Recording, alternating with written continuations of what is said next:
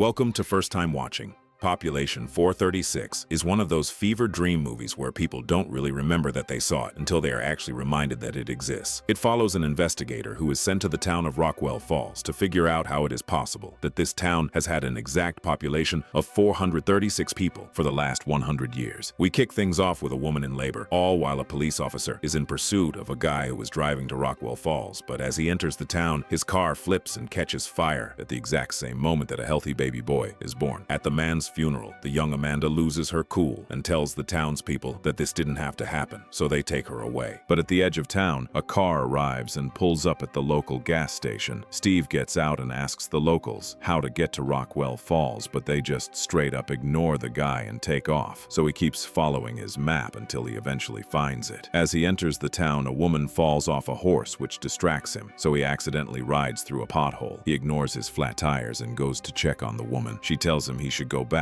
There ain't nobody in town that can help him with those tires. And while Steve is utterly confused, the deputy looms in the distance. He drives over and tells Steve he'll call a tow truck from the next town over. But Steve tells him he has business in Rockwell Falls. He is here on assignment for the Census Bureau. So the deputy calls it in, and the sheriff tells him he knows what to do. But then he tells him the guy's with the Census Bureau, so they have to let him in. Deputy Bobby offers Steve a lift into town, where Mayor Gus greets them together with Sheriff Jim and Deputy Christian. Steve explains that he is there for the Census Bureau to perform a survey, and it will only take a couple of days. He will need access to the old census servers. So the mayor tells him Harmony keeps those, so he'll arrange for Steve to meet her. A kid rushes over and tells them Wanda is really sick. She is showing marks. So the sheriffs go there first and ask Steve to wait for a moment. When they return, they tell Steve she'll be fine. Bobby will take him to Belma's, where he'll be staying. Belma welcomes Steve into his home, where he meets Courtney. She is the girl from the horse. That night, the townspeople have a meeting and hold a raffle. Ruby is picked as the new festival host. The mayor reminds the townspeople to all stop their clocks. Steve puts up a picture of his family and goes to bed, but wakes up from a nightmare. He runs into Courtney in the kitchen. Her father passed a couple of years ago, so Steve tells her his wife and daughter passed 2 years ago too in an accident. The next morning, Steve makes his way into town. He asks Courtney what the fuss is about in town, so she tells him Ruby has been chosen as festival host, and that's a huge honor. She sits with Steve and asks him what Chicago is like, and as he is telling her, Belma notices and calls her away. So after dinner, Steve goes to check on the town's records. There, he asks Harmony if it is correct that the town's population has always been 436. She tells him things tend to stay the same around here. Steve asks Harmony if she knows where the Hillenbrock family lives. She tells him they fell ill but are better now. He should ask the mayor where to find them. So he goes straight to Gus, who tells him they are hiding out and are ashamed of their residence, so he should leave them alone. While the town gets ready for the festival, Steve goes around to meet the people that live in Rockwell Falls, but someone is following him. Steve and Bobby go to the bar to have a drink, while Wanda's husband gets his gun to cure his wife. Meanwhile, the young girl from the funeral, Amanda, is in the loony bin, and the doctors are planning to treat her for the fever. Someone is in the town's power plant, and the power in the bar stutters. Bobby tells Steve the town has some electrical problems. That's when Wanda's husband barges in with his rifle and points it at Steve. Bobby stops him, but the man says it's the prophecy. It's all happening because they let Steve enter the town. Bobby talks him down and takes the rifle away from him. He tells the man to go home, so he does. Steve asks Bobby about that prophecy he was talking about, but Bobby tells him that's just crazy rambling. The next day, Steve continues to go around town to meet with the townspeople. He is with this woman and asks her where he might be able to find Ray and his daughter Amanda. She tells him Ray died a couple of days ago in a car accident, and Amanda is with the town's doctor. Afterward, Steve makes his way to the garage, but nobody's there and his car still isn't fixed. So he wanders into the forest, where he gets the feeling that someone is following him, but then the man disappears. He does find a sort of school and listens in on the kids as they chant some strange incantation when the sheriff taps him on the shoulder. He gives Steve a ride to the Griever residence. Dr. Griever comes out to meet with Steve. As they walk through the waiting room, his patients seem quite compliant. Steve asks him about Amanda. The doctor tells him she's she's there. After her father died, she's been showing signs of schizophrenia. But then he gets a call and has to leave. Steve hears screams for help coming from upstairs, and when he runs towards it, the orderlies stop him and tell him everything is fine. So he goes back to the sheriff's office to ask them where this doctor went to school, but all they can tell him is that Griever is a good doctor. He has been taking care of their families for over 100 years. Their knowledge has been passed down for generations. But Steve tells him it's against the law to practice medicine without a license. But the sheriff tells him he is the law, and it works for them. Bobby takes him out to the fields to shoot at bottles and to take his mind off this clear felony. He tells Steve that he is in love with Courtney and asks Steve for some advice. He tells him to just be himself. It'll work out. On their way back, Steve goes to check on his car but runs into some weird dude. Belma shows up and tells Steve it was probably Curly. He had the fever, but the doctor cured him. He was lucky he only lost a little spunk. Steve forgets about his car and goes straight to bed, but there is a knock at his door. It's Courtney. Her eyes are blank, and then he wakes up. He had another nightmare. The next day, he is right back to researching this 436 thing that is going on and finds some strange drawing about a fire in a book about the history of Rockwell. So he decides to take a more biblical approach and researches numerology in the religious sense. The townsfolk have this chant. The number 4 stands for solidarity and steadfastness, 3 for the union of the divine, and the number 6 for equilibrium and peace. It's just like their chant, 436. A man appears behind him and tells Steve to learn to love it here, and then runs off. One of the men in town is the man from the gas station before he entered town. The man drives off when he notices that Steve saw him, so he asks the shop owner about the guy. He tells Steve his name's Red, and he's a strange fellow indeed. Curly sneaks up to Steve, so the shop owner tells him to mind his manners and tells him that Steve moved to town from Chicago. Steve reminds him that that's wrong, but Curly isn't 100%. He hasn't been the same since his brush with the fever. His nose starts bleeding. He lunges for Steve's neck and screams, "Run." Steve goes outside and the kid pulls up, so he asks the kid if he knows Amanda. The kid tells him, yeah, she has the fever, that's why she's with the doctor. So he asks the kid, what's the fever? He tells him he doesn't know, but they all look the same when they get it. They look like him, and then he bikes off. Steve returns to Griever's practice and goes in through the window. He sneaks upstairs and makes his way to Amanda's room. She looks at him scared, but the door's locked, so he signs that he'll be back. He grabs the key from the doctor's desk and goes into the room. He wanted to talk to her. He tells her he works with the Census Bureau, but she says not anymore. They'll find you a new job, and if you want to leave, you're sick, and they'll change you, just like they are doing with her. They're already watching him, so he asks who. Everyone. He asks her if she knows what happened to her father. She tells him he tried to leave. The townspeople say God killed him. He checks her skin. She has a boil and is scared, so Steve decides to get her out of there. When they go outside, the police and the doctors arrive. Amanda acts as if Steve is kidnapping her. She runs to the orderlies. The sheriff and Griever tell him she has the fever. The ones that have the fever try to leave, so they make sure they don't, to make sure God doesn't punish them. Griever's methods are the only ways to save them from themselves, but Steve just thinks they are insane. He will have to report this. The doctor asks Steve how he's feeling. Maybe the sheriff should give him a lift. He looks a little out of it. But Steve tells them no, he'll walk. But when he returns to town, now everyone knows and greets him. He goes straight to the garage to check on his car, but it's gone. So he tries to call for help, but they know it's him before he even says something. So he goes to the barn to speak with Courtney. She knows more than she leads on. The townspeople think she's dangerous, but not to them, to herself. So she keeps her thoughts close and hopes to escape someday, just like Amanda. Meanwhile, Christian riles up Bobby by telling him there might be something going on between Steve and Courtney. Courtney begs Steve to just go to the festival and act normal. The townspeople need to see that he's okay, and then he can just slip away. He has to let Amanda go, because if he doesn't, he'll only put her in more danger. She wants him to take her with him. They kiss and get jiggy with it. Bobby goes to the home to check if Steve's there, but can't find him, so he goes to the barn and sees him giving her the meat mountain. And then the next day is the day of the festival.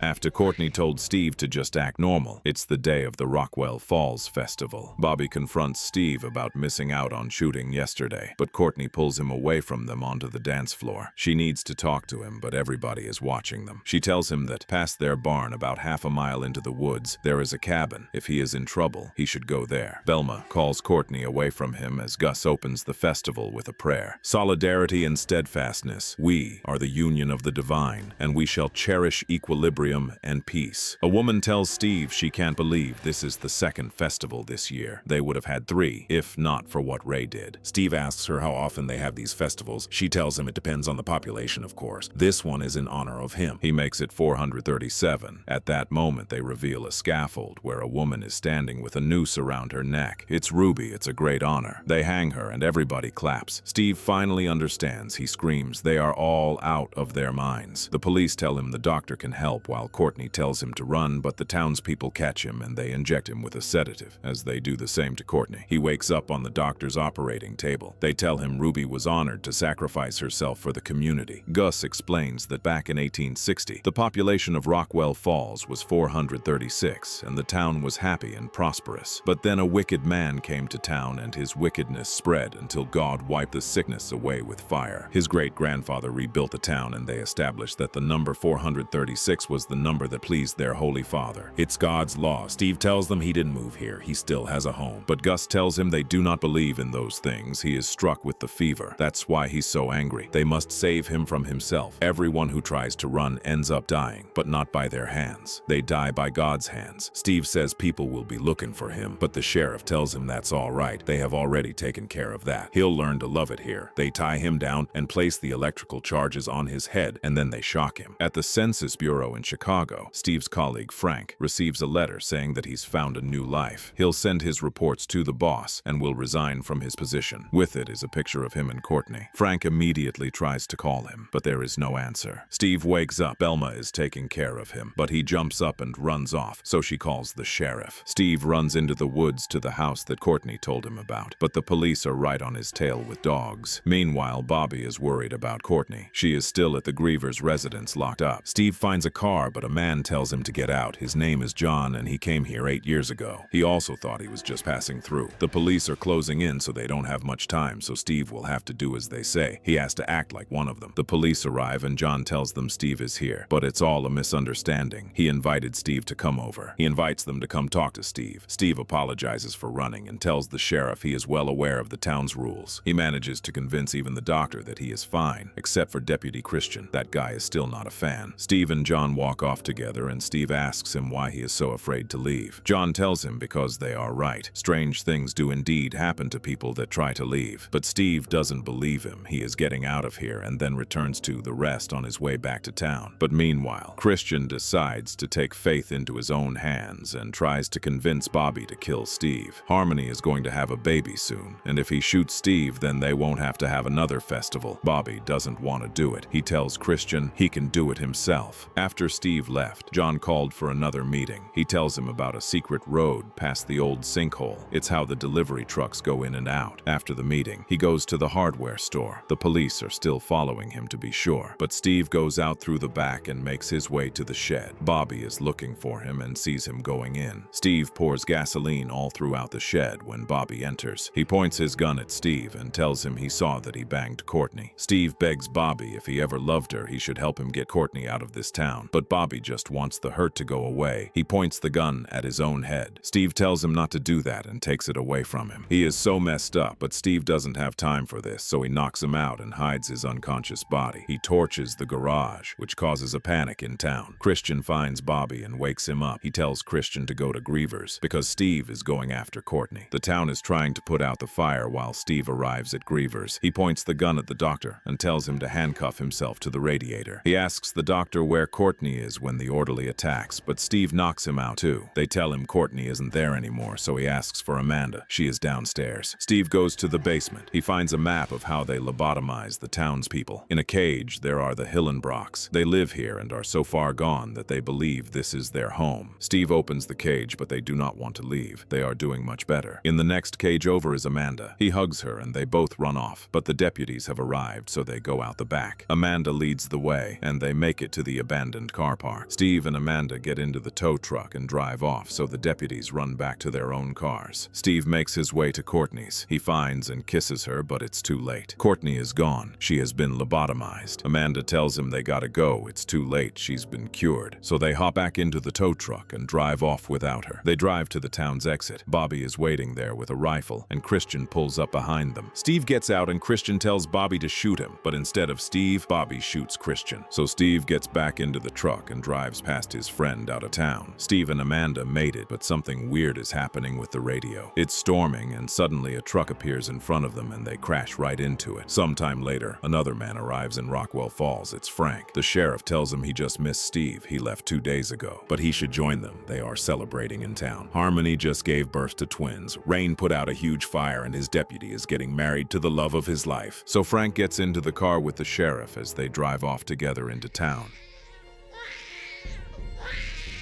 Sometimes a smite from God is exactly what it is. Throughout the movie, the townspeople warned Steve. John did too. Courtney never left town because she was afraid of what God would do. But stubborn Steve did not have faith. He did not believe that it would actually happen, so in the end, he and Amanda got a truck in the face. Rockwell Falls will keep doing what it does, and nothing changes.